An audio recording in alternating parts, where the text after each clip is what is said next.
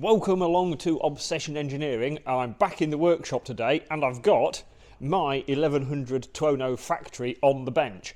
It is due an annual service, but I'm going to do a couple of extra little jobs on top. So, overalls are on. Let's get cracking.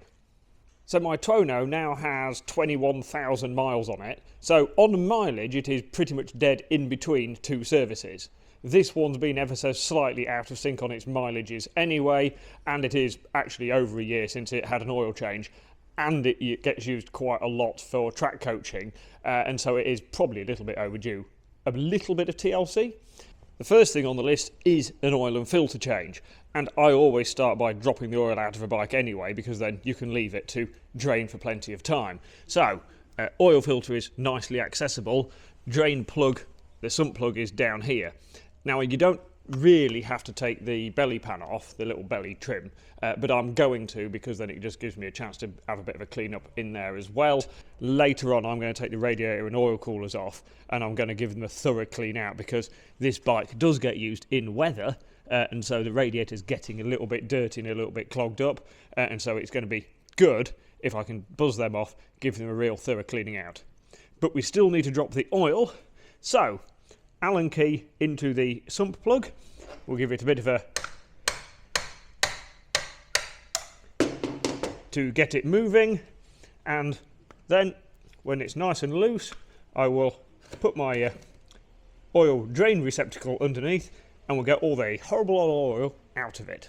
With the oil draining into my bucket, the next thing to do is take the filter off. Now you can get sort of a socket drive cup that goes over the oil filter. What I found with these is a lot of them don't fit that snugly and so don't actually grip the filter very well to undo it, and sometimes access can be quite tight. So I've basically got a big pair of pliers instead. So if we get these around here, and then there we go, filter is coming out pretty easy. As we unscrew the filter, obviously the old oil is coming out of it, and the trick here is to try not to drop the old filter into the old oil, because at some point you're going to have to fish it out again. Old filter, sump plug out, and these ones have a magnet on them. Now you're always going to get a little bit of debris on the magnet. Some of it will be a bit of clutch and some of it will be tiny little bits of gear dog and stuff like that. If you have any particularly big lumps, you ought to be a little bit concerned, but a few little spiky bits is kind of to be expected. Now we've got most of the oil out of it, is an excellent time to take the oil cooler off and give it a clean. So there is like an E-clip at the top on both sides, so you can just take the E-clip off and push the pin out. There is a bolt at the bottom underneath here, but the clips that Aprilia use are a little bit special and they require a special set of pliers to undo them properly. You can just get a screwdriver under and flick them out, but then putting them back together is quite awkward, and so the correct sort of pliers with a little sharp edge on there and a little flat in there fit the clips perfectly and mean that you can undo this pretty easily. Hopefully. Like that. Right, oil cooler removed, and as we can see it's pretty well bunged up, because obviously it sits just behind the front wheel and gets all the dirt thrown at it. And if I'm honest, yes, this bike does get used in the weather. It doesn't see a lot of salt, but over the last year or two it has seen quite a lot of normal wet weather riding, and so this is the sort of problem you get. And it isn't initially that obvious to see, but I have noticed this bike, when it sits on the fan, it actually doesn't cool down very well, so this and the radiator need to come off for a good clean. The oil in and out pipes I've covered up with the fingers off an old pair of gloves, and so I'm reusing old things, which is excellent. Right, I need to get that soaking, so I'm going to liberally spray it with some Moto wash, which will help soften all the dirt in it, and then when it's had a thorough soaking, we'll get the hose pipe off and blast the dirt out of it. Obviously I knew that the oil cooler and radiator were dirty. I didn't realise the oil cooler was that bad until I actually got it off, and so now I definitely need to take the radiator off and clean that through. So I think that should be the next job. So it's going to be little side panel trim bits off so we can actually get to the radiator. Then we're going to drop the antifreeze out of it, basically do the same thing we did on the oil cooler, get to the hoses, unclip the hoses, and take the radiator off. It should be relatively straightforward. Now that I have most of the paraphernalia disconnected on the radiator, the next thing to do is actually drop the water out of it, or the antifreeze, or the coolant, whatever term you want to use. So 5mm Allen key in the water pump. Oh, she's tight. Oh! Right, that did undo, luckily. So the next thing to do is get my bucket underneath, trapped in a suitable position. Then I'll take the bolt out, and then not much coolant will come out until I take the rad cap off, and that will let the air in the top and let everything drain out nice and easily. So radiator is now off, and it is outside soaking in some moto wash. I've just sort of basically sealed up the oil side of the engine for now, so I've just put the oil filter on loose, sump plugs back in loose, and just covered up the ends of the oil cooler pipes, so that while I'm doing the rest of the work on the bike, stuff can't get into my oil system, because we definitely don't want that. So I've given the radiators the first blast out, and the dirt is bit by bit coming out, but it's going to be a several stage process, so while they're soaking again, it is time to move on to the top end of the bike, and I need to get underneath the fuel tank, because I'm going to do spark plugs and air filter, and basically have a little look in the airbox and make sure everything's alright. So I need to take the seat off, which is a couple of screws under here, so it's actually pillion seat pad off, seat bolts out first, and then there's the gyro for the tank and the fuel pump connector underneath this side panel trim, and then you can take the 2 bolts out the back of the tank, 1 out the front, and lift the whole tank off. And then we've got the fun and games of the airbox. Now I have the fuel tank off. These bikes look quite complicated underneath, because they are quite complicated, but it's not as bad as you think. So ECU has these quick release connectors, so we literally just pull these out and the connectors pop off them, and then we can unbolt the ECU. I mean, you can actually leave it bolted on, but I tend to take it off. The wiring for the spark plugs literally just slides off the airbox connections. The spark plug holders, the coils, are actually bolted in, so you can unbolt them and get to the rear bank spark plugs nice and easily. And then I'm going to take the screws out of the airbox lid, pull the lid out the way, and then we can see inside the holes. And airbox lid is off. Couple of bits to note: the behind where the spark plug connections, the coil connections clip into the back of the airbox, there's a couple of cable ties that hold the rest of the loom into the back of the airbox, so they're worth taking out. If you have an RSV4, there are top injectors and the motor to drive the variable throttles, and so you need to take the carrier for the ECU off to get to them. Always worth photographing which colour connector goes to which cylinder. The wiring sort of falls in the right place, but it's always nice to have a reference anyway. Now I've got the airbox lid off, I've found I've got a K&N air filter, which I didn't remember having in this, but it means we don't need a replacement, we just need to give this a little bit of a clean with some proper filter cleaner, re-oil it, and that can go back in. But I am going to take the rest of the airbox off so I can get to the front spark plugs. The cap screws that hold the air funnels in, the bell mouths on, they're 4mm head, but they're at an odd angle, so it's awkward to get a Allen key on them, but you do need to get an Allen key that fits quite well, because if you round one of those off, you're in the world of pain trying to get the bell mouths off to get the airbox off. So make sure you've got a good fitting Allen key. So now I have the airbox off, so I can get to the coils to take the spark plugs out and change those. I've taken the screws out already that hold the coils in place, but I have decided, being as I'm this deep in and there's no radiator in the way, I may as well do the valve clearances. It's going to take me a little bit of extra time, but I'm hoping they'll be fine, and it's just, you know, a clear conscience that the clearances are going to be okay. So the next thing I need to do is pull the coils out the holes, take the spark plugs out, and take the rocker cover off. Now, getting the rocker cover off is normally straightforward, apart from the pair valve runs straight across the top of it. This is like the recirculation air pipe that goes into the exhaust ports and cleans your emissions up. So there is a clip at the front under here, and with the radiator off it'll be considerably easier to get to that, and then I can actually take the cover off. And then I can get to the valves and check the clearances. So it turns out this job is considerably easier with the radiator removed, because the pair valve connection is considerably easier to get to, and now I have a bit of clearance, so I can wiggle the rocker cover off. Trust me, that will come off in a minute, especially with 2 hands, and then I can basically roll it forward a little bit and then bring it out the top here, and then I can get in and actually check the valve clearances.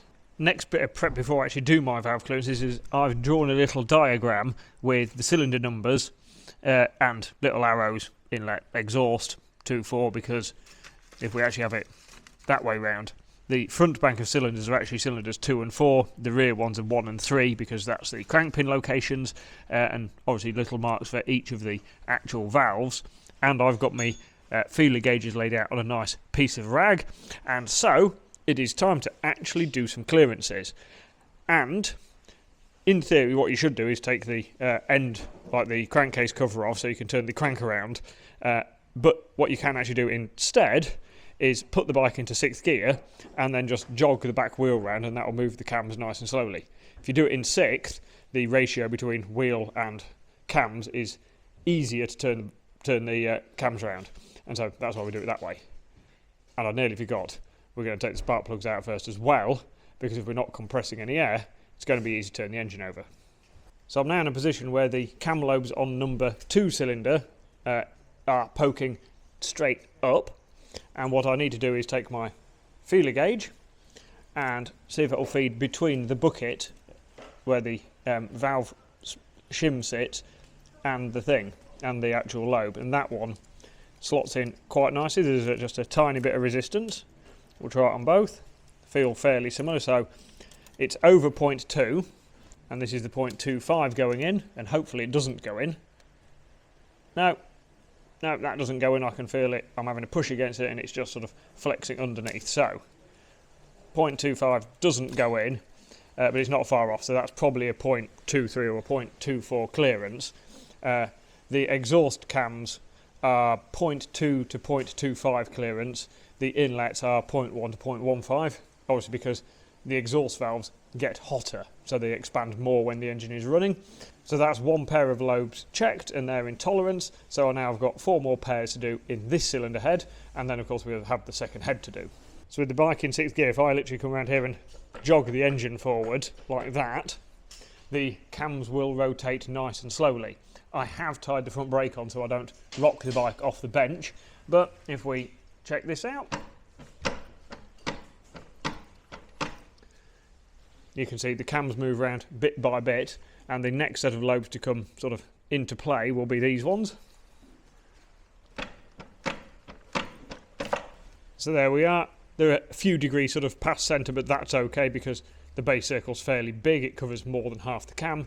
So what I can do now is try and slot my feeler gauge in under here between the bottom of the lobe and the bucket, and check if these ones are right. So I've been through the rest of the clearances in there, they are all in spec. And another thing that's useful to check on the Aprilias is just check for the actual wear on the cams, because I've seen a couple of the bikes come through here that have had a little bit wear on the actual cam lobes. Now it didn't show up on the clearances because it's the nose of the cam that's wearing, not the base circle, so it doesn't alter the clearance. But when you look at the cam, you can see it wearing. So I don't know whether it's an issue, maybe they've had a couple of batches of cams that haven't been hardened properly or something, but it's definitely worth just inspecting the camshafts as well. Now that the clearances are done, what I need to do is refit the rocker cover. So I've given it a good clean out, got rid of any old sealant and bits from around it that's going to get in the way. And what we're going to do is smear a little bit of sealant sort of around these little sort of crescents that drop in where the cam's machined out. And then we can slide that into the engine and seal everything up. Rocker cover is back on, and it's always worth just having a look around the outside and making sure your rubber seal, the rocker cover gasket, is actually sitting right, because it's very easy to get them slightly trapped or slightly tweaked, so they're not going to seal. Reconnected the pair valve connection, reconnected some electrical stuff that I'd tucked out of the way. So the only thing left to do on this front one is to put spark plugs in, but that's going to be after we've done the rear bank. So I'll see you in a few minutes when I finish doing this side. So working through the rear bank, and there's mixed news. The bad news is I have one clearance out, which is just a little bit annoying. Basically the exhaust one on the far lobe over here has got a tight clearance, so we need to adjust that. The good news is it's on the exhaust side, and the reason that's good news is we don't actually have to disturb the cam chain because we don't have to take the inlet cam out. The way these Aprilias work is the cam drive is from the far end of the inlet camshaft, so that transmits and then it gear drives the exhaust to the inlet. And so what we can actually get away with doing is leaving that cam locating post in place and just taking these ones off. So in effect it doesn't affect the tension on the inlet cam and the cam chain and bit, so we don't have to disturb the timing. We just need to take the exhaust cam out, check the shim and change it for a thinner one. If you're doing one of these Aprilia engines and you do have to take the inlet cam out, you have to be aware the cam chain tensioner is buried in the bottom of the cylinder head, well, in fact in the top of the sort of crankcases, and while you've got the cams out you need to get in there with a screwdriver or a bar and push it all the way in so it clicks and stops fully like rested in its most compact position. Then when you put everything back together and you time it up by locking the cam and the crank in a certain position, then you need to give the cam chain tensioner a little bit of a nudge and it resets it. If you just take it out and try to put it back together, the cam chain tensioner will pop out and you'll never put it back together. It is a bit of a faff and you will need the workshop manual, but it's just a little bit of a thing of don't take that off unless you really have to. I'd nearly forgot an important step there.